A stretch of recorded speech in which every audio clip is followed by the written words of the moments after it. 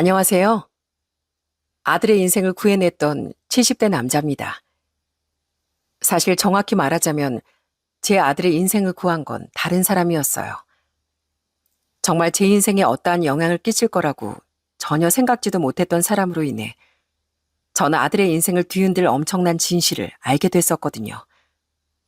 그땐 정말 사람의 인연이란 언제 어떻게 엮일지 모르는 거라는 생각이 들었죠. 정말 작은 호의에서 비롯됐던 그 당시 일에 대해 지금부터 이야기를 들려드릴게요. 저는 젊은 시절엔 정말 자린고비였습니다. 어떻게든 안 쓰며 돈을 모아 성공하고 집안을 일으키고 싶었거든요. 야, 효만아. 버스가 있는데 왜 맨날 2시간, 3시간이 넘게 걸어 다니니? 그 시간에 잠을 더 자, 잠을. 왜? 마누라가 돈 아끼라고 바가지라도 긁어? 그런 거 아니에요. 제가 가진 재산이라곤 이 건강한 몸뚱이 하나잖아요. 넘치는 체력 믿고 버스비라도 좀 아끼려고 그러죠. 저는 20대 시절 서울로 상경한 뒤 건설 현장을 돌아다니며 돈을 벌었는데요. 돈이 있어도 웬만하면 걸어서 출퇴근을 하곤 했습니다. 일을 하려면 먹어야 했기에 점심을 거르진 않았지만 그것도 웬만하면 대충 집에서 싸온 감자 같은 걸로 때우려고 했어요. 물론 그 시대엔 저 말고 다른 사람들도 많이 그렇게 아끼며 살긴 했었죠.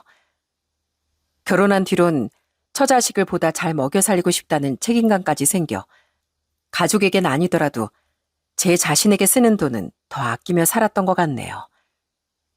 그렇게 열심히 아끼며 모은 돈과 악자까지 쌓았던 경험과 실력을 더해 저는 30대 초반에 작은 건축회사를 차렸습니다. 그렇게 아끼고 아끼더니 이젠 번듯한 회사 사장님이네요. 당신 멋져요. 나 혼자 힘으로 했나?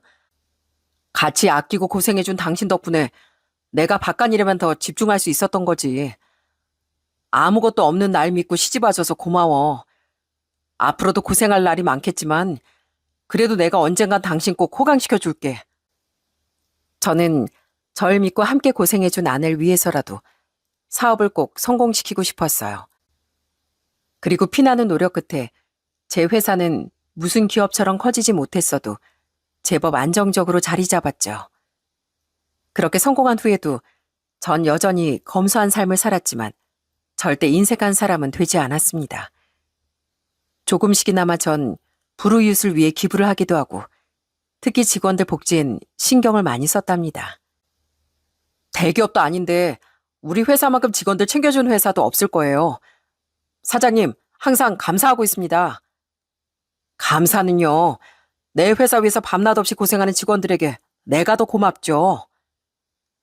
저는 갑질 같은 걸 정말 싫어했거든요. 직원들이 나이가 많든 어리든 저는 꼬박꼬박 존댓말을 쓰며 예의를 갖췄어요.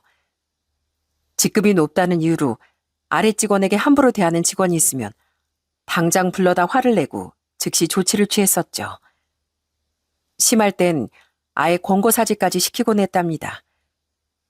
실력도 중요하지만 인성이 덜 된 사람은 어차피 회사에 해를 끼친다고 믿었으니까요.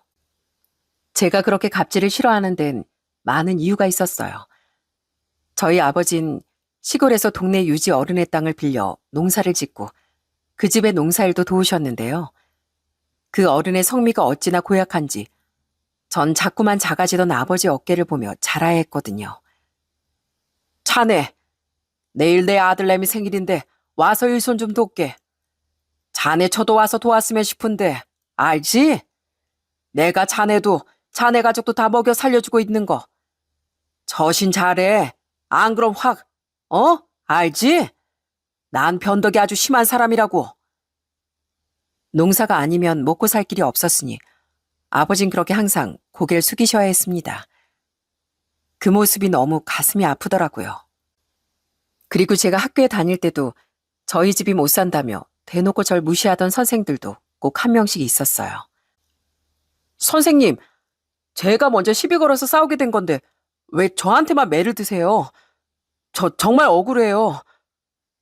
넌 임마 명태기 쟤랑 다르게 이 학급을 위해서 이바지한 게 있기나 하냐? 쟤네 집에서 얼마 전에 떡도 돌린 거 알아 몰라? 쟤네 아버진 얼마 전에 학교에 기부도 했어. 아무것도 안 하고 특혜만 받은 넌 명태기한테 고마운 줄 알아야지. 애가 시비 좀 걸었다고 주제도 모르고 손을 올려? 주제 파악 좀 해. 정말 어찌나 서럽던지요. 이후 건설 현장에서 일을 할 때 회사를 차린 지 얼마 안 됐을 때도 저는 간혹 만났던 성미 고약한 현장 반장, 소장들이나 자기가 신이라도 된 듯 행동하던 투자자들, 또 거래처 사장들에게 끊임없는 갑질을 당해야 했습니다. 그랬기에 전 갑질 무시 같은 것들을 정말 싫어했던 거예요. 저는 일도 사람도 진심으로 대할 줄 알아야 성공할 수 있다고 믿었죠. 돈을 많이 버는 것뿐만 아니라 사람 자체도 참된 사람이 되는 게 진정한 성공이라고 생각했으니까요. 저는 제 큰아들과 두 딸도 그렇게 가르쳤습니다. 돈을 아끼되 인색하지 말고 가진 만큼 어려운 사람에겐 베풀 줄도 알되 생색을 내지도 우월감을 느끼지도 말라고요. 어릴 때부터 그렇게 주입식 교육을 시켜서인지 다행히 아이들은 됨됨이가 반듯하게 자라주더라고요. 그런 세 아이 중 큰애인 아들은 저와 아내에게 좀 아픈 손가락이었답니다. 여보, 늦어서 미안해. 빨리 오려고 했는데 미팅이 좀 길어져서. 정오 열은 어때? 안 떨어져? 네, 아까 병원 다녀왔는데 그새 또 열이 오르더라고요. 계속 이러면 내일 다시 병원에 데려가려고요. 내가 데려갈게. 내일은 회사 좀 늦게 나가도 되거든. 아유, 걱정이네. 사내 녀석이 이렇게 병약해서야 내가 더 건강하게 나아줘서 했는데 정호 볼 때마다 너무 미안해. 나도 그래요. 첫애라 태교의 신경을 많이 못 써준 게 문제였던 건지 정말 너무 속상해요. 아들은 어릴 적 몸이 많이 안 좋았습니다. 툭 하면 쓰러지고 열나고 병치레란 병치레는 정말 다 했었죠. 병원에 입원도 자주 하는 바람에 학교도 많이 빠지게 돼서 얼마나 걱정이었는지 모릅니다. 아들과 달리 딸들은 정말 건강했습니다. 큰딸은 학창시절엔 육상선수로 활동할 정도로 튼튼했고 막내도 정말 건강하고 활동적이었어요. 그런데 왜 아들만 이렇게 약한 건지 너무 걱정이더라고요. 작고 왜소했던 아들은 중학교 1학년 땐 친구들에게 좀 소외도 당했었어요. 아들의 학교에 일이 있어 갔다가 그 사실을 눈치챘던 아내는 속상해서 펑펑 울었죠. 저는 걱정스레 아들에게 물었습니다. 정호야, 혹시 친구들이 나쁘게 굴진 않아? 아버지가 학교에 한번 가주랴? 아니에요, 괜찮아요. 그냥 제가 애들 사이에서 좀 겉도는 것뿐이에요, 아버지. 저는 비록 몸은 약하지만 어떤 일이든 스스로 해결해내고 싶어요. 제가 비록 허약해도 공부도 열심히 하고 체육이든 뭐든 최선을 다한다면 친구들도 제가 괜찮은 애라는 걸 꼭 알아줄 거라고 믿어요. 어린애인 줄로만 알았건만 아들은 어느덧 많이 의젓해져 있더군요. 괜히 긍지 높은 아들을 애 취급한 것 같아 오히려 미안하더라고요.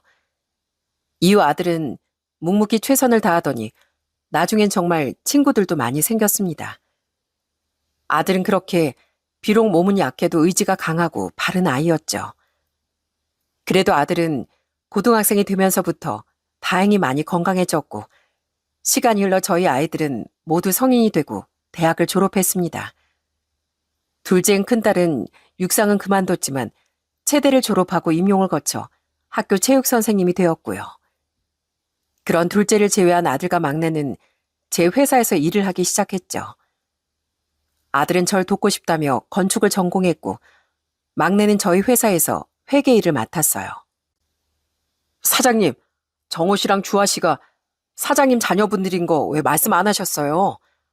다들 뒤늦게 알고 깜짝 놀랐잖아요. 처음엔 아이들이 제 자식들이라는 걸 회사에 알리지도 않았습니다. 직원들이 불편해할까 봐서요. 결국 나중엔 이야기가 퍼지고 말았는데 그때도 직원들에게 확실하게 말을 해뒀죠. 내 자식들이라 더 엄격하게 지켜볼지언정 곱게 봐준 일은 없을 테니 혼낼 땐 확실하게 혼내고 전혀 눈치 볼 필요도 없습니다. 그런 일은 없겠지만 혹시라도 애들이 내 이름 팔아서 공경에서 빠져나가려고 하거나 으스댄다면 바로 혼쭐을 내주세요. 다행히 아이들은 요령 피우거나 하는 일도 없이 정말 열심히 일해 주었어요. 막내도 열심히 했지만 언젠간 회사에서 건축을 전공한 자신의 꿈을 펼쳐 보이겠다는 꿈이 있던 아들은 정말 회사 일에 살신성인 자세로 임하더라고요. 너무 기특하고 고마웠죠.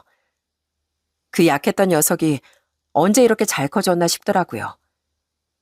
그런 아들의 또 다른 꿈은 결혼해서 단란한 가정을 꾸리는 거였습니다. 아버지처럼 멋진 아빠가 저도 되고 싶거든요. 아들이 이런 말에 쑥스러우면서도 내가 나쁜 아버지는 아니었구나 싶어 뿌듯하기도 하더라고요. 아들은 그런 꿈이 있던 만큼 빨리 결혼하고 싶어 했는데 안타깝게도 아들은 여자에게 인기가 없는 듯 했습니다. 아들은 인성은 훌륭했지만 하도 어릴 적에 병약했어서 그런지 마르기도 많이 말랐고 키도 작았어요. 얼굴도 못난 건 아니었지만 그렇다고 잘생겼다고 하기도 힘들었고요. 운동을 열심히 해서 그나마 살도 찌고 몸도 다부져지긴 했지만 아들의 연애 사업은 별로 진척이 없는 듯 했습니다. 그런 아들은 드디어 나이 40에 6살 연하에 결혼할 여자를 데려왔더라고요. 큰딸도 작은딸도 시집을 간 후에 드디어 말입니다. 아버지, 우리 현지 실제로 보니까 정말 예쁘죠? 현지가 얼마나 좋은 사람이냐면요. 지나가다 길에서 나물 파는 할머니라도 보면 절대 그냥 지나치지 못해요. 마음이 얼마나 착하고 여리다고요. 그래, 그래. 우리도 현지가 참 착해 보였다. 근데 넌 그 애가 그렇게 좋니? 인사시키기 전부터도 그렇게 그 애 얘기를 집에 와서 하더니만 아까 보니까 네 눈에서 하트가 뿅뿅 나오더구나. 며느리도 아들을 좋아했지만 아들은 누가 봐도 며느리에게 홀딱 빠져 보이더군요. 솔직히 며느리 얼굴은 귀엽긴 해도 평범한 편이었는데 아내와 제가 봐도 정말 참하고 착해 보였어요. 그런 며느리의 가정사는 좀 복잡한 편이었어요. 며느리는 9살 때 부모님을 사고로 모두 잃은 뒤 고모의 집에서 자랐다고 했죠. 우린 상견례 자리에서 며느리의 고모 내외분을 뵐 수 있었는데 그분들과 며느리의 사이는 그렇게 친해 보이지는 않더라고요. 며느리의 고모와 고모부는 상견례 내내 예의를 차리긴 했어도 표정이 딱딱했고 며느리와도 살가운 대화는 별로 오가지 않더라고요. 나중에 며느리는 우리에게 사실 자신의 고모 내외와 그렇게 친한 사이는 아니라고 설명했죠. 두 분이 절 키워주긴 하셨는데요. 제가 고모 오빠의 자식이니까 어쩔 수 없이 거둬줬다는 느낌이 강하긴 했어요. 그렇다고 저한테 뭘 못해주신 건 아니고요. 그냥 그 집에서 제 사촌 동생이랑 다르게 항상 손님처럼 좀 겉도는 느낌이 있었달까요? 그래서 사실 저 결혼하게 돼서 너무 좋아요. 고모네 가족이랑 다르게 저한테도 이젠 진짜 가족이 생기는 거니까요. 이런 이야기를 들으니 며느리가 참 딱하게 느껴지더군요. 친자식이 아니니 어쩔 수 없는 일인가 싶었지만 그래도 형제의 자식을 맡아서 키워준 것만으로도 저는 감사한 분들이라고 생각했습니다. 그래서 아이들이 결혼한 후에도 꼬박꼬박 아들을 통해 며느리의 고모댁에 명절 선물을 보냈답니다. 이젠 저와 아내가 며느리의 부모니 며느리를 잘 키워준 은혜에 대한 보답을 하고 싶었던 거죠. 그런 것 외에도 우린 며느리에게 정말 잘해줬습니다. 딸들이 결혼할 때처럼 서울의 작은 아파트도 마련해줬고 어딜 가든 다른 자식들과 사이들보다 며느리를 먼저 생각했으니까요. 가족의 끈끈한 정을 잘 모르고 자랐다던 며느리가 너무 안타까웠거든요. 그래서 며느리가 그동안 받지 못했던 가족의 정을 더 쏟아주고 싶었어요. 아가, 너 신혼집이 회사에서 좀 멀다고 했지? 지하철도 2번이나 갈아타야 한다며. 이 시애비가 작은 경차 하나 사줄 테니까 타고 다녀. 네? 아니에요, 아버님. 경차라도 그게 얼만데요. 괜찮어. 우리 정호가 센스가 없어서 신혼집 위치를 제대로 못 잡은 거잖니. 네가 우리 정호 생각해서 우리 회사 가까이 신혼집 구한 거 다 안다. 그래서 내가 고마워서 그래. 저는 며느리에게 차도 하나 장만해 주었어요. 며느리가 자꾸 괜찮다고 사용해서 민망할까봐 아들 명의로 등록하는 걸로 타협을 봤죠. 착한 며느린 우리에게 뭘 요구한 적도 없었기에 아내와 전 알아서 며느리를 백화점에 데려가 옷도 신발도 사주곤 했어요. 솔직히 저희 자식들에겐 나쁜 버릇이 들까봐 그렇게 비싼 것들을 잘 사주지 않았었는데요. 며느리에겐 측은지심이 들어 그렇게라도 잘해주고 싶더라고요. 며느리 사랑은 시아버지라더니 새언니 좋겠어요. 그래도 우리가 늘 고마워하고 있는 거 아시죠? 저희 부모님도 새언니한테 잘해주시지만 새언니도 우리 엄마 아빠 집에 자주 찾아와서 잘해주잖아요. 어머님 아버님이 좋아서 자주 오는 거죠. 고모, 고모부가 아니라 두 분은 진짜 제 부모님이시잖아요. 저희 딸들은 자신들보다 어린 며느리에게 꼬박꼬박 존대를 쓰며 며느리를 존중해줬습니다. 며느리가 우리에게 잘했으니 딸들도 그런 며느리에게 더 호감을 가졌죠. 그렇게 저희 가족 모두 며느리를 좋아했지만 당연히 며느리를 가장 좋아했던 사람은 저희 아들이었어요. 때론 팔푼이처럼 보일 정도로 아들은 정말 애처가가 따로 없었습니다. 들어보니 아들은 며느리의 고모 네 분께도 그렇게 잘했다더라고요. 난 너희 둘이 서로를 제일 귀한 사람처럼 대하고 아끼면서 사는 모습이 너무 보기 좋구나. 좋은 아이들끼리 정말 잘 만난 것 같다. 다행이었던 건 아들이 며느리를 아꼈던 만큼 며느리도 아들을 굉장히 존중했다는 겁니다. 며느리는 아들을 장난으로라도 함부로 대하는 법이 없었어요. 또 맛있는 반찬을 먹더라도 꼭 아들 밥 위에 먼저 올려주고 아들이 목이라도 말라 보이면 조용히 일어서서 먼저 물을 떠주더라고요. 그렇게 서로를 아끼고 좋아하던 아들과 며느리의 모습이 정말 보기 좋았죠. 그런 아들과 며느리는 결혼한 지 3년 만에 아들을 하나 낳았습니다. 애들이 얼마나 아이를 바랐는지 알기에 너무 기뻤어요. 며느리는 임신 초반에 건강에 이상이 생겨 직장을 그만두었는데 괜히 우리에게 면목없어 하는 것 같아 저와 아내는 이렇게 말해줬었죠. 네가 아이를 가진 것만으로도 우리에겐 더 없는 기쁨이란다. 그리고 임신 때문이 아니었더라도 네가 아파서 쉬는 게 왜 죄송할 일이니? 혹시 생활비가 부족하면 우리가 도와줄 테니까 넌 걱정하지 말고 네 건강만 잘 챙기거라.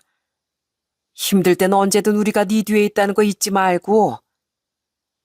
사실상 기댈 친정도 없던 며느리가 얼마나 외로울까 싶어 저와 아내는 돌아가며 며느리를 잘 챙겼답니다. 그런데 며느리는 손주를 낳고 급격히 우울감에 빠지더군요. 산후 우울증이 왔던 거죠. 당시 전 심각한 건 아니었지만 건강에 이상이 생겨 회사에 자주 나가진 않았습니다. 어차피 아이들도 있고 회사엔 정말 오래 일해준 믿을 만한 직원들도 있었으니 그들을 믿고 일선에서 한 발자국 정도 물러났던 거죠. 그래서 겸사겸사 며느리를 도우려 아내와 함께 며느리의 집에 한 번씩 갔었는데 볼 때마다 며느리가 너무 힘들어하는 것 같아 마음이 좋지 않더라고요. 자꾸 어두운 모습 보여서 죄송해요. 저도 정말 이러기 싫은데 밖에서 일하던 사람이 집에서 말도 안 통하는 애랑 갇혀 있으려니 너무 힘든가 봐요. 저 차라리 빨리 나가서 일하고 싶어요. 고민 끝에 아내와 전 손주를 맡아주기로 했습니다. 그럼 며느리도 마음 놓고 다시 일을 구할 수 있었을 테니까요. 실은 주로 손주를 봐주는 건 아내였을 테니 아내가 마음을 먹어준 거죠. 그런 우리의 제안에 며느리 눈물까지 흘리며 고마워서 어쩔 줄 몰라 했어요. 제가 두 분께 폐를 끼치면 안 되는 걸 알지만 정말 제가 죽을 맛이라서요. 정말 감사합니다.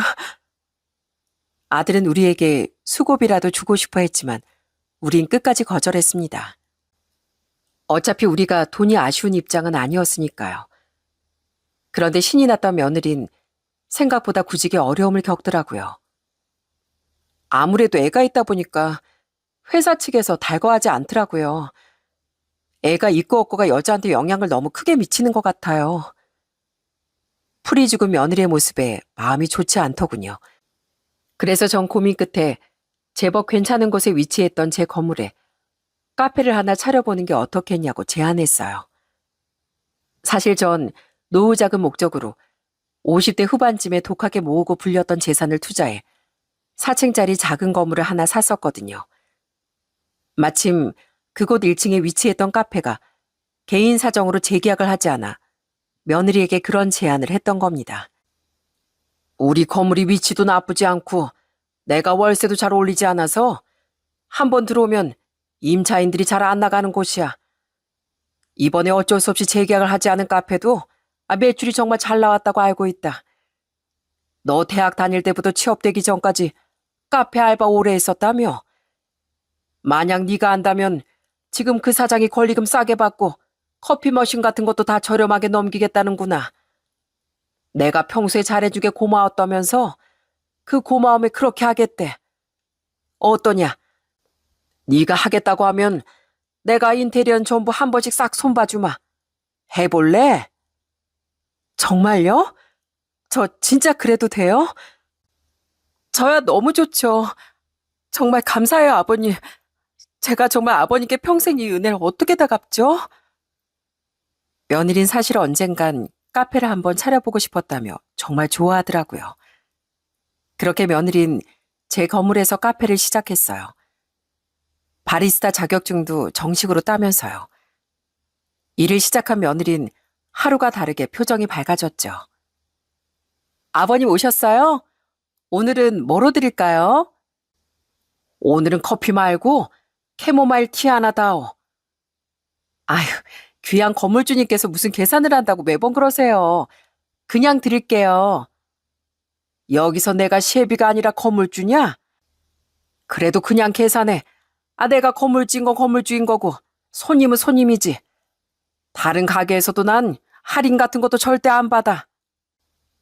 저는 며느리 카페 한 번씩 들러서 음료를 마셨습니다. 며느리 카페뿐 아니라 저는 원래 제 건물 임차인들의 가게에 자주 들렀었어요. 불편할까봐 오래 머물진 않았지만 그렇게 들러서 애로사항을 묻기도 하고 가게 매출도 자주 올려주려고 한 거죠. 저는 한 번씩 2층, 3층에 있던 식당들에 들러 식사를 하기도 하고 건물을 산 뒤엔 1층에 있던 이불 가게에서만 저희 집 이불을 샀습니다. 또 아내와 전 저희 건물 4층에 오래 입주했던 미용실만 다니기도 했고요. 전 그렇게 웬만하면 건물에 새들어 장사하고 있는 사람들 가게를 이용하며 최대한 팔아주려고 노력했어요. 또 마스크 시국엔 월세를 정말 많이 깎아주기도 했고요. 그렇게 서로 돕고 사는 게 세상 사는 도리라고 생각했거든요. 그런데 또 아르바이트생이 바뀌었니? 못 보던 친구로구나. 그런데 가만 보니 며느리 카페 알바생들이 너무 자주 바뀌는 것 같더군요. 며느리는 한숨을 쉬며 이렇게 말하곤 했죠. 제가 잘해주려고 하긴 하는데요. 요즘 애들이 솔직히 끈기가 좀 없는 것 같아요. 여기가 위치가 좋아서 손님이 좀 꽤 있는 편이잖아요. 근데 힘들다고 금세 그만둬 버리더라고요. 하긴 직원도 아닌 알바생들이니 금방 그만두는 건 어쩔 수 없다고 생각해요. 그래? 그래도 전에 있던 사장은 알바생들 오래 데리고 있는 것 같던데. 하긴 좋은 인연 만나기가 어디 쉽나. 네가 힘들겠구나. 좀 이상은 했지만 며느리가 뭐 누구에게 나쁘게 할 애도 아니라고 믿었기에 그냥 그런가 보다 했습니다. 그만큼 평소 며느린 정말 천사 같았거든요. 그런데 며느리가 카페를 차린 지 1년 정도 지났을 때 새로 들어온 알바생 여자의 한 명은 다른 애들과 달리 2달, 석 달이 넘게 일하는 것 같더군요. 그래서 기특해서 며느리 보러 갈 때 간식도 한 번씩 건네주고 한 번은 그 애가 마감 청소를 하고 있는 것 같길래 직접 도와주기도 했습니다. 괜찮아요, 사장님. 제 일이에요. 나도 사장이라고 불러주는 거예요? 그냥 아저씨나 할아버지 해도 되는데 우리 애들 대학생 시절 생각나서 그래요. 내가 학비 외엔 용돈이든 뭐든 알아서 벌었으라면서 도움을 안 줬었거든.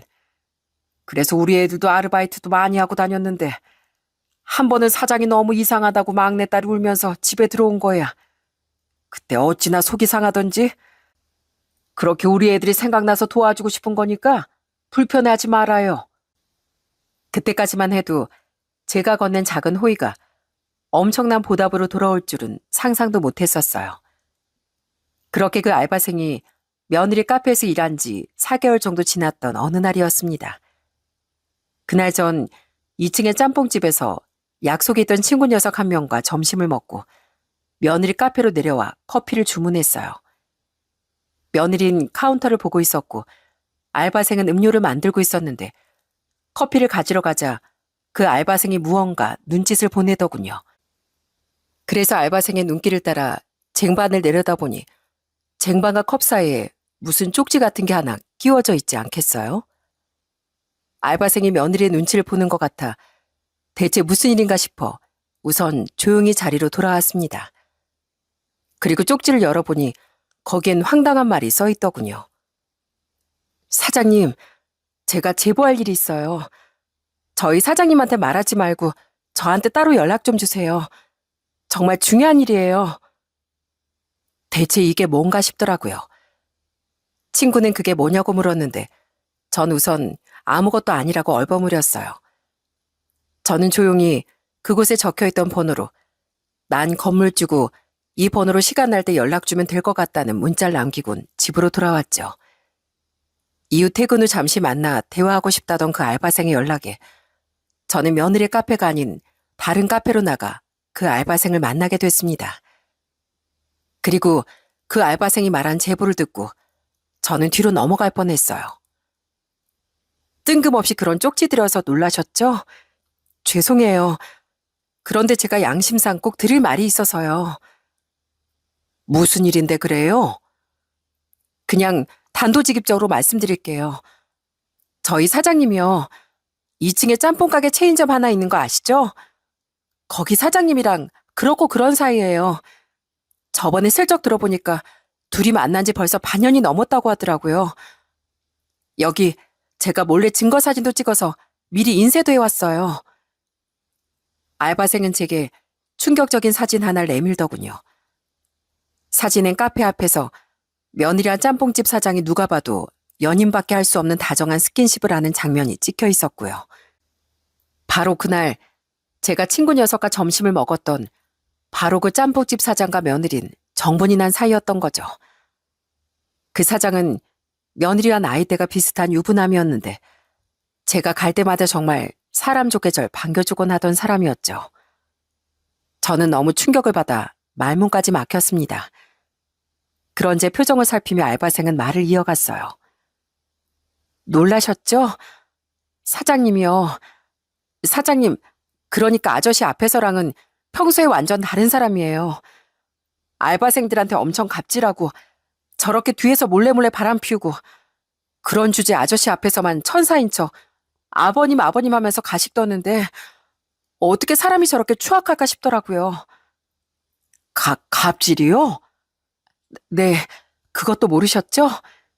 열기 알바생들 계속 바뀐 건 아시죠? 그거 다 사장님이 맨날 막말하고 신경질 부리고 뭐 하나 실수라도 하면 서러워서 눈물 터뜨릴 때까지 심하게 굴어서 그런 거예요. 저도 실제로 자주 듣고요. 하류 인생들이 하는 일이 다 그렇다는 둥, 너 같은 멍청인 대학 졸업하고 나서도 취업도 못하고 밑바닥 인생을 살 거라는 둥, 건물주 며느리인 자기랑 이런 데서 고작 알바나 하는 너랑은 급이 다르다는 둥, 진짜 서러운 말들이요. 그리고 사장님, 알바들 월급도 제대로 안 줘서 노동청에 신고도 2번이나 당했었대요. 이건 제가 여기 막 들어왔을 때 그만두려던 다른 알바생이 말해줬던 거예요. 알바생이 말해준 며느리의 실체는 반전 그 자체였습니다. 그러니까 그동안 알바생들은 며느리의 갑질 때문에 그만뒀던 거예요. 심지어 며느린 10분 지각했다고 1시간치 시급을 제외하기도 하고 실수로 컵을 깬 알바생의 월급에서 2만 원을 멋대로 빼고 주는 등 임금을 가지고도 못되게 굴었다고 하더라고요. 노동청에 신고를 당한 뒤엔 부당 지급한 임금을 제대로 주긴 줬지만 뒤에서 다른 알바생들에게 그렇게 욕을 했다네요. 그동안 다른 사람들은 더러워서 빨리 거길 때려치운 건데요. 저는 대학 학비 때문에 꾹 참고 넉 달이나 버틴 거예요. 저희 집은 가난한 시골 농가인데 저 혼자 서울의 상경에서 힘들게 지내고 있거든요. 그래도 너무 힘들어서 다른 알바를 구할까도 했었는데요. 뭐든 쉽게 그만둬 버릇하면 제 인생이 쭉 그렇게 될까 봐 오기가 생기더라고요. 그래서 우선 버티고 버텼는데 이젠 정말 못하겠어서 그만둔다고 말해버렸어요. 저 사실 오늘이 마지막 근무였어요. 내가 너무 부끄럽고 미안해서 말이 다 안 나오네요. 저희 사장님은 정말 끔찍하게 싫었는데요. 그래도 저 아저씨는 정말 좋은 분이라고 생각했어요. 아직 대학생인 저한테도 꼬박꼬박 존댓말 해주시고 친절을 베풀어 주시고 그래서 더 저희 사장님 실체를 폭로해야겠다고 생각했어요. 갑질도 갑질이지만 아저씨 같은 시아버지 덕에 편하게 살고 있으면서 바람을 피우는 건 정말 아닌 거잖아요. 그래서 그만두기 전에 이렇게 양심 고백하는 거예요. 정말 믿을 수가 없더라고요. 하지만 그 알바생이 증거로 몰래 녹음해뒀다던 음성 녹음까지 듣자 저는 현실을 받아들일 수밖에 없었죠. 여태 저와 아내가 알고 있던 며느리의 모습은 전부 가식이었던 겁니다. 바람도 바람이거니와 제가 제일 싫어하는 갑질을 제 며느리가 남들에게, 그것도 주로 어린 학생들에게 하고 있었다니 이렇게 부끄러울 수가 없었어요. 저는 그 알바생에게 고개 숙여 진심으로 사과했죠. 너무 충격적이지만 그래도 이렇게 진실을 알려줘서 정말 고마워요. 학생이 내 아들 인생을 구한 겁니다. 그리고 내가 집안 단속을 잘못해서 그런 서러운 일을 겪게 한 거 진심으로 미안합니다. 아니, 아저씨한테 사과드리러 간 건 아닌데. 원래 높은 자리에 있거나 나이가 들면 책임질 일도 많아지는 법이에요. 정말 미안합니다, 학생. 그렇게 학생과 우선 헤어진 전 당장 며느리와 아들을 집으로 불러들였어요. 그리곤 그 알바생에게 받았던 며느리 외도 증거 사진을 며느리 얼굴에 집어던져 버렸어요. 아버님, 이걸 어디서... 지금 그게 중요하냐? 내가 네 가게를 얼마나 자주 가는데 겁도 없이 내 건물에서 내 건물 임차인이랑 이따위 짓을 벌여? 내가 뭔가 이상해서 네 뒷조사 좀 해봤다. 너 내 건물에서 짬뽕집 하는 이놈이랑 만난 지 반년도 넘었더만, 어? 이미 제게 모든 이야기를 들었던 아내도 며느리를 차갑게 바라봤습니다. 며느린 얼굴이 파랗게 질린 채 덜덜 떨기 시작했어요. 충격을 받은 아들은 사진을 물끄러미 바라보더니 난생 처음 아주 거친 행동을 보이더라고요. 바로 며느리의 뺨을 세차게 올려붙인 거죠. 아! 여보. 여보라고 부르지도 마. 당신 이래서 친구들과 여행 간다, 친구 집에서 자고 온다면서 외박하고 번번이 술에 취해서 들어왔던 거였어? 내가 당신 요새 좀 이상하다고 했더니 당신 나한테 뭘 했어? 의처증이냐며. 그거 이혼 사유라고 길길이 날뛰었잖아. 뭔가 이상한 것 같았는데 그래도 설마 아니겠지 했어. 당신이 화가 나서 날 떠날까 봐 더 추궁을 못하고 혼자 속을 끓였지만 그래도 난 의심하기보단 당신을 믿는 길을 택했어. 근데 당신을 그렇게 좋아했던 날 이렇게 상처 줘? 여보, 그게... 내 말 좀 들어봐. 듣긴 뭘 들어. 이 사진 한 장이 모든 걸 말해주고 있는데. 아버지가 이미 다 알아보셨다잖아. 우리 부모님이 당신한테 얼마나 잘해주셨는데 다른 데도 아닌 우리 아버지 건물에서 이딴 짓을 할 수가 있어? 어떻게 우리 아버지 얼굴에 이렇게 먹칠을 해? 당신 오늘 집에 가자마자 짐 싸서 나가. 알았어? 이혼당할 각오는 제대로 하고 이딴 짓 벌인 거지? 아들의 울분에 찬 말을 들어보니 이미 며느린 낌새가 있었던 모양이었어요. 하지만 아들은 끝까지 며느리를 믿고 싶어 했던 겁니다. 아들의 입에서 나온 이혼이라는 말에 며느린 기겁을 하며 매달리더라고요. 여보, 내가 잘못했어. 나 그냥 한 번 딱 실수한 것뿐이야. 그냥 지나가는 바람이었어. 이젠 두 번 다시 이런 일 안 만들게. 여보, 나 당신이 그렇게나 좋아하던 현지야. 당신 나 없으면 못 살잖아. 제발 한 번만 용서해줘. 아니, 봐줄 일이 따로 있지. 난 당신 절대로 용서 못해. 당신은 당신 너무 좋아했던 내 마음을 이용해서 뽑아먹을 건 다 뽑아먹고 뒤에선 이렇게 날 우롱한 쓰레기야. 내가 당신을 그렇게 좋아한 걸 다 알고 있었으면 그런 내 마음에 적어도 빗을 꽂지 말았어야지. 난 당신이랑 바로 이혼할 거고 우리의 얼굴도 못 보고 살 줄 알아. 그러니까 당장 우리 부모님 해주신 집에서 나가고 우리 아버지가 사주신 차도 다 두고 가. 알았어? 아들은 냉정하게 며느리의 간절한 손을 뿌리쳤습니다. 그러자 다급해졌는지 며느린 저와 아내에게까지 엉엉 울며 매달리더라고요. 어머님, 아버님, 제가 사랑이 고파서 그랬어요. 아시잖아요. 저 가족 사랑 제대로 못 받고 자란 거. 그래서 애정 결핍이 생겼었나 봐요. 저 2번 다시는 안 그럴게요. 그러니까 제발. 애정 결핍? 있는 가족한테나 잘하지. 외간 남자랑 붙어먹는 걸 그딴 식으로 포장해? 이젠 네 말 안 믿는다. 너네가 조사해보니까 알바생들한테도 그렇게 갑질하고 노동청에 신고까지 당했었다며.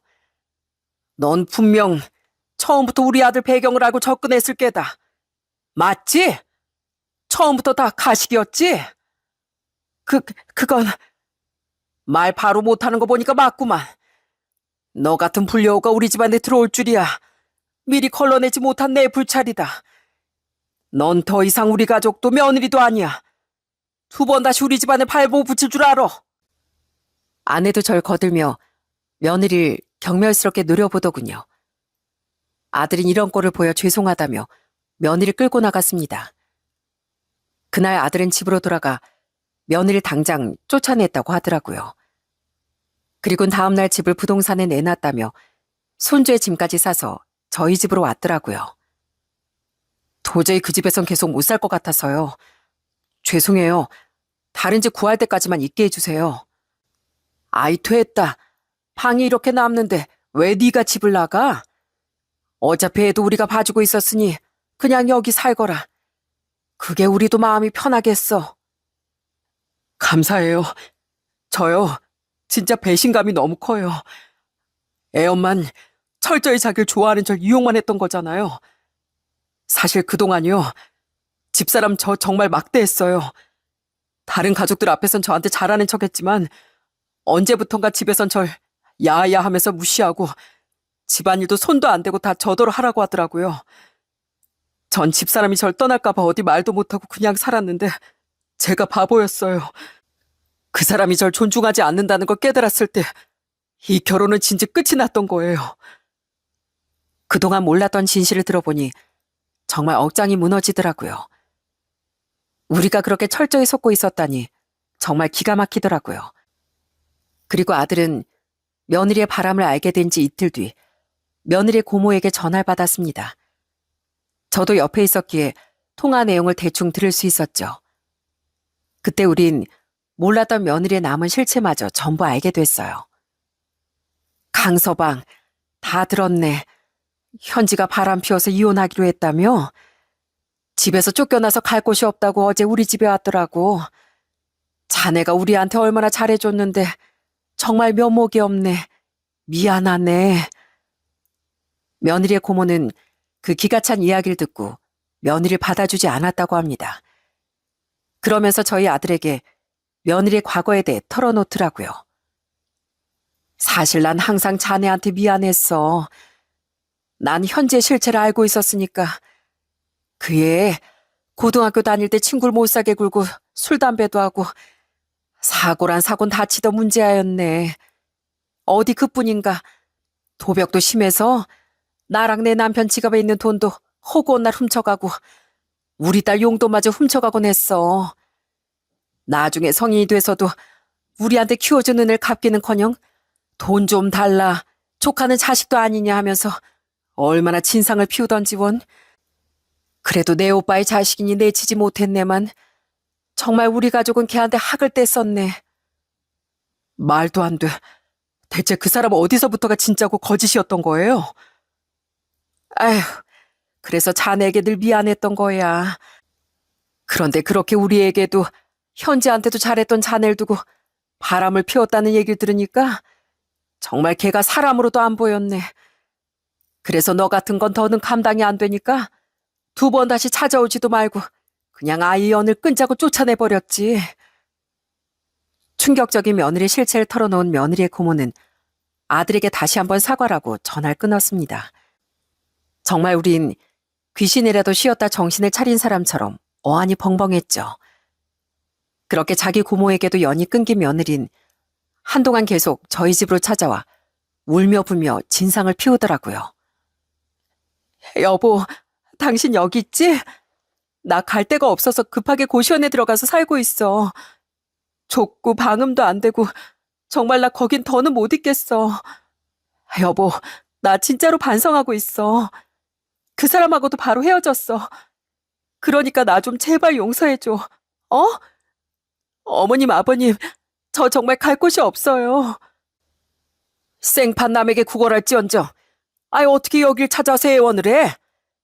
경찰 부르기 전에 당장 사라져. 하지만 우린 한 번도 문을 열어주지 않았습니다. 하도 고래고래 소리를 지르기에 경찰까지 불렀더니 그제야 더는 찾아오지 못하더라고요. 당연히 전 며느리 카페도 바로 빼버렸어요. 그리고 짬뽕 가게를 손님이 제일 많은 점심시간마다 매일같이 찾아가 그놈을 망신줬죠. 내 며느리랑 바람난 주제에 무슨 낯짝으로 여기서 계속 장사를 하나. 너 같은 거한테 월세 깎아주고 좋은 데까지 해줬던 내가 한심하다. 한심해. 당장 가게 빼. 진짜 왜 이러세요, 사장님? 오해시라니까요. 저 장사해야 돼요. 오해? 증거가 있는데 무슨 오해야? 저는 발뺌하려던 그놈에게 증거 사진까지 들이밀며 망신을 줬습니다. 소문은 건물에도 손님들에게도 쫙 퍼져 그놈은 한동안 얼굴도 제대로 들고 다니지 못했어요. 어차피 곧 계약도 만료였던지라 그놈은 결국 조용히 가게를 빼고 사라졌습니다. 그 뒤로 다른 곳에 다시 가게를 차렸는지 어쨌는진 제 알 바가 아니었죠. 아들은 그놈의 아내도 찾아가 모든 진실을 폭로했다더군요. 아들은 며느리에게 이혼 소송을 걸었고 그놈에게도 위자료 청구 소송을 걸었어요. 이혼 소송을 당한 건 그 상간남도 마찬가지였고요. 그놈도 자기 처가에서 받은 게 많았던 모양인데 처가에서 해준 모든 걸 빼앗기고 이혼당했다고 하더라고요. 그렇게 며느리와 그놈은 저희 아들과 그놈의 아내에게 각각 위자료를 지급하며 양육권도 빼앗긴 채 이혼녀, 이혼남 신세가 됐답니다. 그땐 경황이 없어서 제대로 살해를 못했네요. 정말 고마웠습니다. 저는 아들의 인생을 구해준 알바생에게 정중히 사례를 했습니다. 어려운 형편에 조금이라도 보탬이 되라고요. 처음에 알바생은 멋쩍어 하며 거절했지만 전 이렇게 말하며 돈을 손에 꼭 쥐어줬죠. 선의에 대한 보답은 받아도 되는 겁니다. 그래야 내 마음이 편해서 그래요. 학생의 도움이 내 아들의 인생을 구했으니까요. 그렇게 아들의 이혼이 마무리된 것이 고작 2달 전 일입니다. 아들은 손주와 함께 여전히 저희 집에 살고 있어요. 아들의 상심이 너무 큰 것 같아 저와 아내는 아들의 마음을 위로해주기 위해 정말 많이 노력했죠. 딸들도 사이들과 함께 자주 찾아와 아들에게 힘이 되어 주려고 하더라고요. 고맙게도 사이들은 얼마 전 아들을 데리고 남자들끼리만 낚시여행을 다녀오기도 했습니다. 저에게도 같이 가자고 권했는데 전 웃으며 거절했어요. 젊은 사람들끼리 술도 한잔하면서 허심탄회한 이야기 많이 하고 와. 아버진 내가 해줄 수 있는 위로와 또래인 자네들만이 해줄 수 있는 위로는 또 다를 거 아닌가. 우리 정호 신경 써줘서 고맙네. 뭘요. 그동안 저희가 형님에게 받은 게 정말 많잖아요. 제가 한번 실직했을 때 형님이 집사람 몰래 찾아와 돈 뭉치 쥐어주시고 한 거 전 아직도 잊지 못합니다. 그러니까 이번엔 저희가 형님에게 받은 고마움을 갚을 차례예요. 그렇게 사이들과 다녀온 여행이 아들에겐 꽤 좋은 시간이었나 보더라고요. 그 뒤로 아들의 표정은 전보다 많이 밝아졌거든요. 그리고 바로 며칠 전 아들은 제게 이런 말을 하더라고요. 생각해보면 40여 년의 제 인생 중에 결혼 생활은 고작 몇 년뿐이었잖아요. 근데 고작 그 결혼 하나 실패했다고 인생이 망한 것처럼 망연자실해 있는 게 너무 손해인 것 같더라고요. 그러냐? 아주 긍정적인 생각을 했구나. 네, 처음부터 절 우습게 봤던 그런 여자 때문에 침울함에 빠져서 시간 낭비하는 일 이제 저도 그만하려고요. 이만하면 충분히 여자 잘못 본 일에 대한 대가는 다 치렀죠 뭐. 그러니까 이젠 우리 아들만 보면서 저 전처럼 열심히 일하면서 살려고요. 비록 남편으로선 실패했지만 아빠로선 꼭 성공하고 싶거든요. 제가 아버지를 존경하면서 자랐던 것처럼 저희 아들도 꼭 그렇게 자랐으면 좋겠어요. 아버지께도 어머니께도 늘 죄송하고 감사해하고 있어요. 그러니까 최소한 두 분이 제 걱정하실 일은 없게 저 다시 힘낼게요. 지켜봐 주세요, 아버지. 이 녀석이 때론 길을 헤맸더라도 인생을 잘 걸어나가고 있구나 하는 생각이 들더라고요. 아내에게도 이야기를 해주었더니 다행인 듯 웃으며 이런 말을 하더라고요. 우리가 애 몸은 좀 약하게 세상에 내놨어도 내신은 튼튼하게 키워냈네요. 다행이에요. 아들은 이렇게 비록 아픔을 겪긴 했어도 다시 씩씩하게 일어섰습니다. 저와 아내는 부모로서 그런 아들의 인생을 묵묵히 응원해 주려고요. 너무 일찍 엄마를 잃게 된 손주를 잘 돌봐주면서요. 전 며느린 들리는 얘기론 어디 원룸을 하나 구해 살며 카페 사장이던 경력을 살려 한 카페 직원으로 일하고 있다더군요. 상간난간 헤어진 모양이었고요. 그렇게 돈을 벌어 손주 양육비를 보내고 있는데 잘 지내는지 어쩌고 있는진 잘 모르겠습니다. 관심도 없고 뭐 별로 알고 싶지도 않거든요.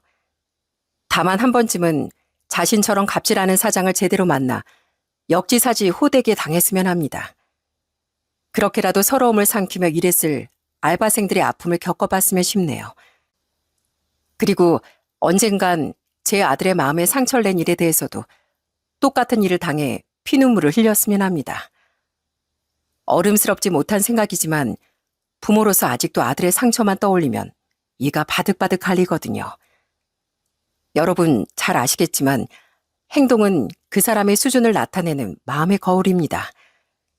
내가 남보다 가진 게 좀 많다는 이유 하나로 다른 사람의 마음을 우롱하고 짓밟는다면 그만큼 나 자신이 흉측해지는 거라고 생각해요. 가식으로 처음에야 그런 흉측함을 잘 포장할 수 있겠지만 그 얇은 포장지가 사람의 본질을 얼마나 오래 가려줄 수 있겠습니까?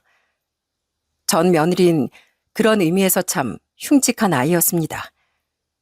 자신을 더 좋아하던 제 아들의 마음을 짓밟고 우롱하고 한푼이 간절한 어린 알바생들의 마음을 아무렇게나 구겨버렸으니까요.